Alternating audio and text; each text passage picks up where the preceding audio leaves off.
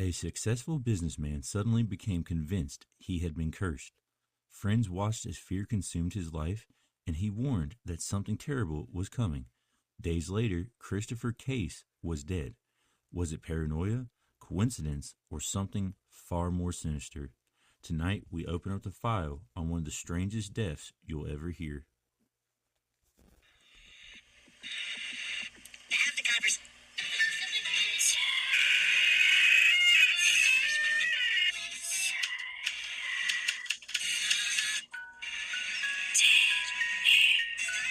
Bible me.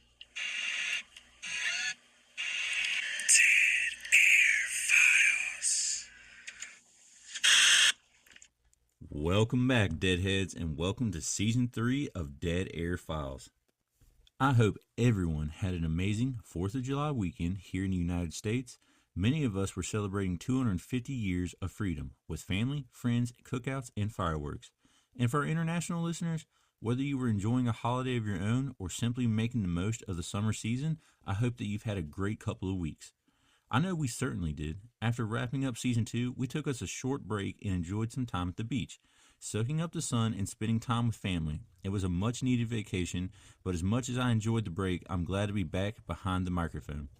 So before we jump into tonight's case, I just want to say thank you. Whether you've been with us since the beginning or you're joining us for the first time, your support means the world to us. Every listen, every comment, every review, and every story you share helps keep Dead Air Files growing.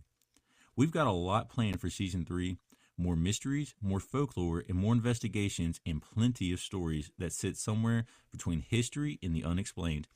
And tonight's case is the perfect way to begin. It's the story of a man who was on vacation as well and became convinced he had been cursed. His fear grew by the day, and what happened next would leave the investigators and researchers searching for answers for years to come. So settle in, Deadheads. Let's kick off Season 3 and open up the file on the mysterious death of Christopher Case.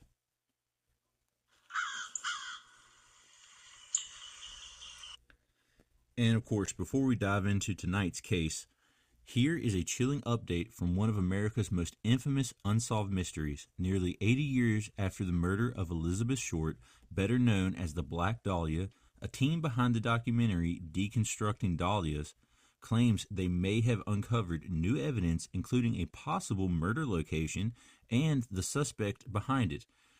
The Black Dahlia case has fascinated true crime researchers for generations, spawning countless theories, books, and investigations. Yet it officially remains unsolved. Now investigators are calling on the public to support efforts to release additional case records in hopes that the long-hidden details could finally bring answers. Whether these new claims hold up under scrutiny remains to be seen, but it serves as a reminder that some mysteries never truly die. Decades can pass, witnesses can fade, and evidence can gather dust, yet people continue searching for the truth. Sometimes the most haunting stories aren't the ones involving ghosts, they're the ones where justice was never found.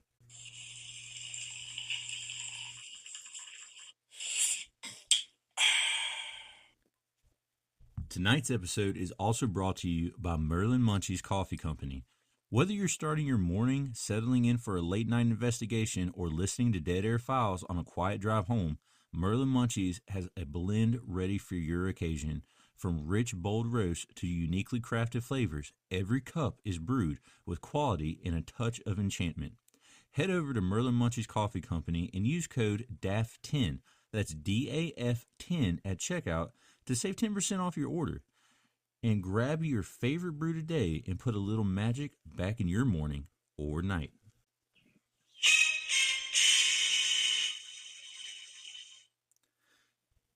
Deadheads, are you ready to put your detective skills to the test? With Red Herring Games, you can now step into the role of an investigator and solve your own thrilling mysteries from the comforts of your home. Gather your friends, follow the clues, uncover the secrets, and see if you can crack the case before the truth gets buried. Ready to start your investigation? Head over to Red Herring Games and use code DEADAIRFILES at checkout for 10% off discount. Good luck, detectives, and remember, every clue matters. Okay, well, I think it's time to jump into tonight's case. So, hold your drink snug, pull up your blanket, and prepare yourself for Dead Air Files. So, we'll start tonight's episode off first by trying to get to know who Christopher Case was. And it's important to note there is little public information about his childhood, parents, or family life, but the picture left behind is of a man who was respected by the people around him. So, before the strange events that would make his name known decades later, we do know this. Christopher Case was described by those who knew him as an ordinary, well liked man who was building a successful life. Christopher Case was born in 1956, making him 35 at the time these events happened in 1991. He was originally from Richmond, Virginia, a bustling town that many longtime Deadheads should be familiar with from the previous episodes. This is where he spent part of his early career working in radio as a broadcaster. Friends remember him as someone who was outgoing, friendly, and easy to talk to. Music was a major part of his life, especially older and classical styles, and it was an interest that he carried with him into adulthood. After his time in radio, Christopher decided that he was going to move into the corporate world, eventually working as an executive for Muzak, a company known for providing background music systems for businesses. His job required him to travel, taking him to different cities around the country and introducing him to people from many different walks of life. So, a very adventurous person traveling lots of places and being exposed to a lot of different things. This is probably a detail worth remembering, Daffers. So, outside of work, Christopher was known as someone who took care of himself. Friends described him as physically fit and health conscious, someone who worked out regularly and paid attention to his well-being. He was not known as a person who was deeply involved in the supernatural or someone who even regularly believed in the paranormal explanations. Christopher lived in the Seattle area during this chapter of his life. He was single and lived alone, but he maintained very close friendships with people who cared about him.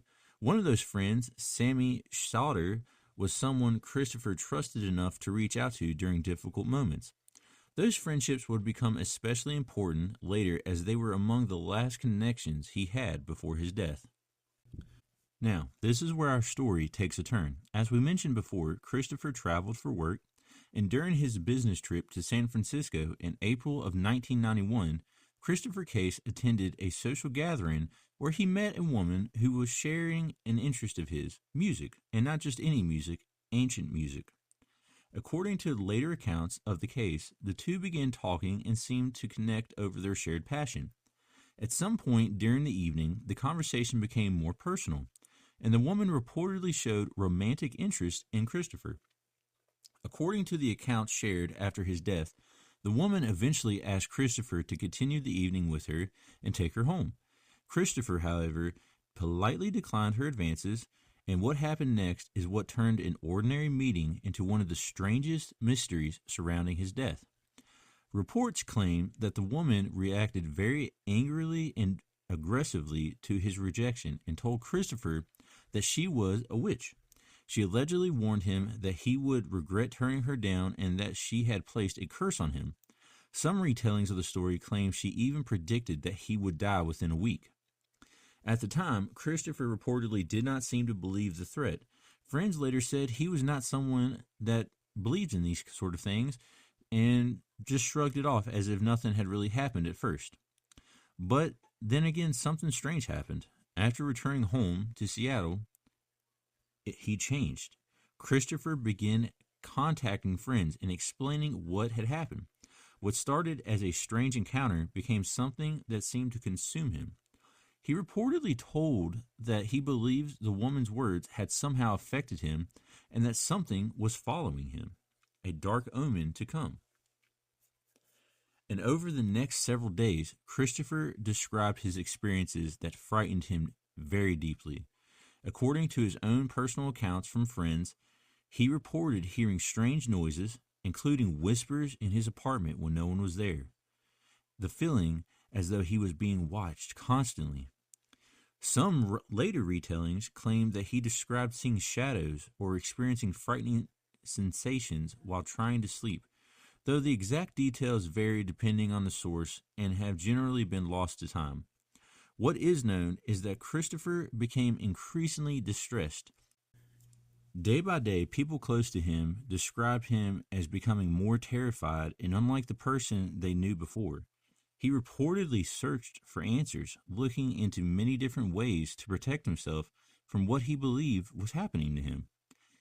He began surrounding himself with objects that he believed could offer protection. And the most unsettling part of this story is that Christopher's fears appeared to have been completely real to him. Whether you want to believe the cause was supernatural, psychological, or connected to an unknown medical issue, there is no question that Christopher believed he was in danger. And in just a matter of days, a brief encounter with a stranger during a business trip had transformed his entire life into a terrifying experience that he could not escape. It left Christopher searching for a way to protect himself from something he believed was coming for him.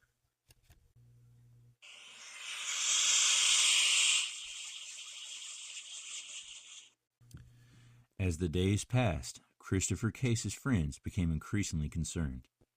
They had watched someone they cared deeply about go through an experience that seemed completely out of character and out of their control. And then, suddenly, contact with him stopped. On the night of April 17th, 1991, after a female friend from Fayetteville, North Carolina, became alarmed when she could not reach him, she asked authorities to do a welfare check on him, and officers entered the apartment early morning of April 18th, 1991, and found him fully clothed, kneeling in an empty bathtub, deceased. The discovery immediately raised questions because everything that had happened in the days before, the scene was so unusual, and investigators found objects inside the apartment that reflected Christopher's state of mind during his final days. There were items that suggested he had been attempting to protect himself, including religious objects like crosses and crucifixes, candles, and even salt placed around part of the apartment for a barrier. And one of the strangest pieces to this case is the fact that just 7 days, like the female witch predicted, he was dead. Now, despite everything, the strange circumstances, investigators found no evidence that any other person had entered the apartment or that Christopher had been attacked at all. There were no signs of a struggle and nothing that indicated that his death was the result of foul play. The medical examination provided the official answers.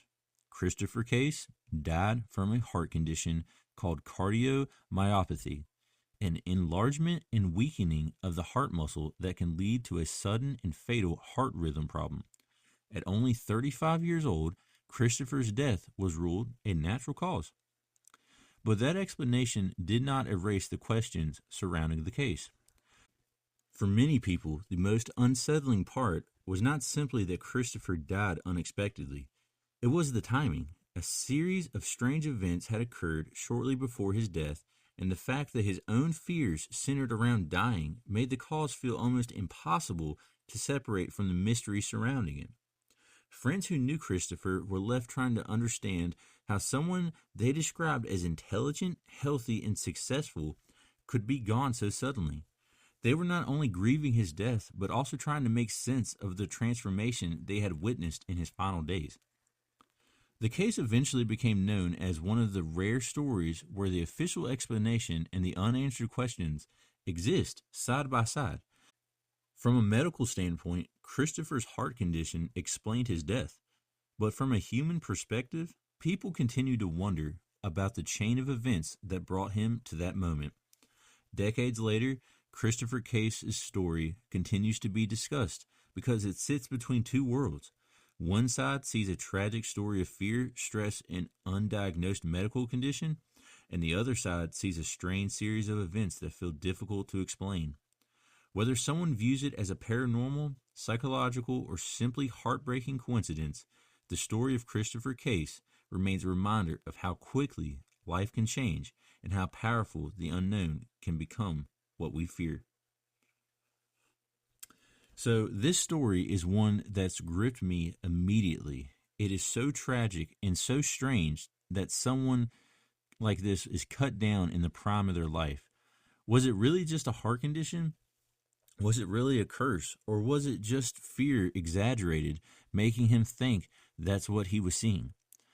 Well, it was certainly possible for all three to be true. For someone who wasn't a believer to suddenly feel the way he felt, see the things that he thought he was seeing, and to all of a sudden feel like he needed to dive into such heavy research of the paranormal.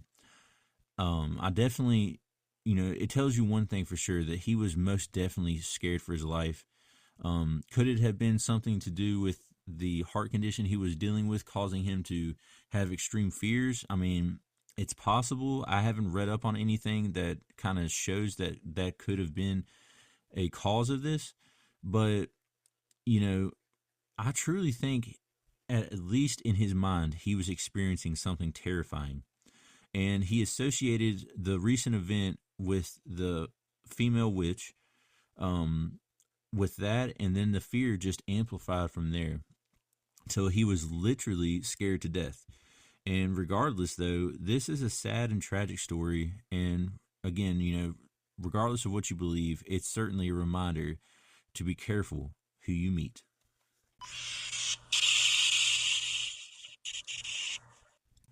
All right, well, that's going to do it for this episode, guys. I know this episode is a bit shorter than our usual episodes. I just wanted to give you something that was very, very interesting. And like I said, it just immediately gripped me, and something to kind of kick off season three and just remind us that there's so many mysteries and so many strange stories out there. Before we seal the file away completely, make sure you guys subscribe to Dead Air Files wherever you listen to your favorite podcasts. And if you enjoyed tonight's episode, leave us a rating and review. It truly helps more deadheads find their way into the static order, and it helps us continue to bring you all these incredible stories. Don't forget to share the show with your friends, family, or anyone who loves a good mystery. Every share helps continue chasing history and mystery into stories that refuse to stay buried. We're also officially on YouTube. Yay! So head over there, subscribe to the channel, and leave a comment and let us know what your thoughts are about tonight's episode. Your engagement helps us grow over there and bring the stories even more people and continue to grow the static. So you can also join the Static Order community on TikTok, Facebook, Instagram, and more for behind-the-scenes content, updates, and extra pieces of mystery we don't always include in the episode. And remember, Deadheads, we want to hear from you. Have you got an experience with something you can't explain? Seen something strange? Encountered something paranormal? We want to hear your story. Send your experiences over to dead.air.files.pod@gmail.com and follow those dots like breadcrumbs into the dark, and your story could be featured in a future listener roundup episode. And if you're looking to put a little magic back in your morning or night, make sure you check out Munchies Coffee Company. Grab your favorite brew and use code DAF10 at checkout for 10% off your order. And if you're ready to test your detective skills, well, check out Red Herring Games. Create your own mystery experience, gather your friends, follow the clues, and see if you can crack the case. Use code DEADAIRFILES at checkout for your 10% discount. You can find all sponsor links and discount codes in the episode description. We appreciate everyone who supports the show and helps us continue bringing you more stories from the strange and unexplained and the unknown. Next week on Dead Air Files, Dispatch, we're heading into the mist-covered mountains of Maryland to hunt one of America's strangest cryptids, the snallygaster. Described as a nightmarish beast with razor-sharp claws, massive wings, and a taste for human blood, this legendary creature terrorized communities for generations and sparked newspaper headlines across the region. But was the snallygaster merely folklore brought over by early settlers, or was it something truly lurking in the shadows of the Appalachian foothills? Join us as we uncover the history, sightings, and chilling tales behind one of East Coast's most fearsome monsters. Okay, guys. Well, again, that's going to do it for tonight. Thank you guys for coming along for season 3. And this is just a taste of what we got coming, guys. Again, it's a shorter style episode, but we've got a lot of bigger episodes coming and a lot of incredible stuff for you this year. We're going to be exploring different lands. We're going to be exploring folklore from Poland, from Norway, from all across the world, as well as digging even deeper into Appalachian folklore. So thank you for listening this long. Thank you for being a part of the Static Order. And until next time, Deadheads, that's another file sealed in the Dead Air Archives. Keep your ears open. You never know what might bleed through the static. Dead Air Files. Christopher Case's case or Christopher's case? But oh my God, how do you win that battle? Christopher Case's case. It's like Sally sells seashells by the seashore.